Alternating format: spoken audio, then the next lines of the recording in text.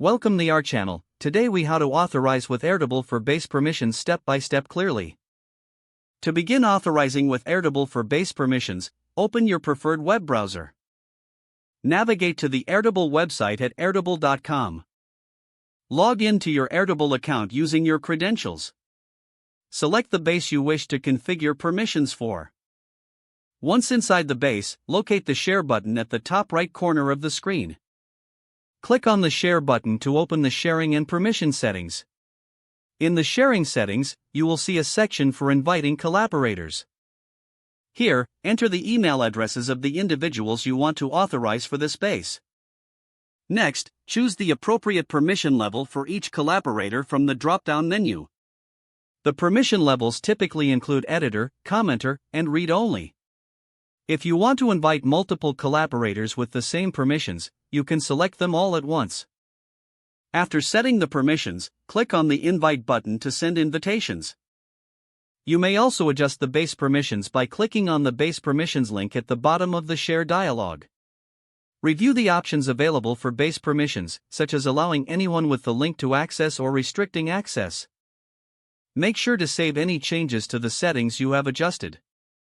Once you've invited collaborators and set the permissions, notify them to check their email for the invitation.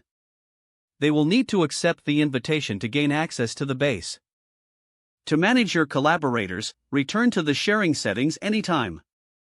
You can revoke access or change permission levels as needed.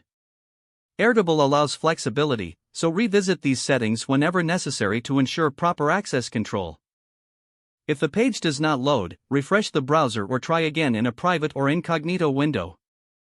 Make sure you are using the correct email address, then retype it carefully to avoid small typos. If your password is not accepted, use the reset option and create a new strong password you can remember. Check your spam folder for verification or security emails, then complete any requested confirmation steps. Enable two-factor authentication if available to improve account security and reduce unauthorized access risk. After signing in, review your profile details so your contact information and settings are accurate and current.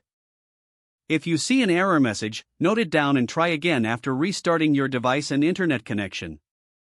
Log out when you finish, especially on shared devices, to keep your account and payment information secure. If the page does not load, refresh the browser or try again in a private or incognito window. Don't forget to like this video and subscribe to our channel for more step-by-step tech guides.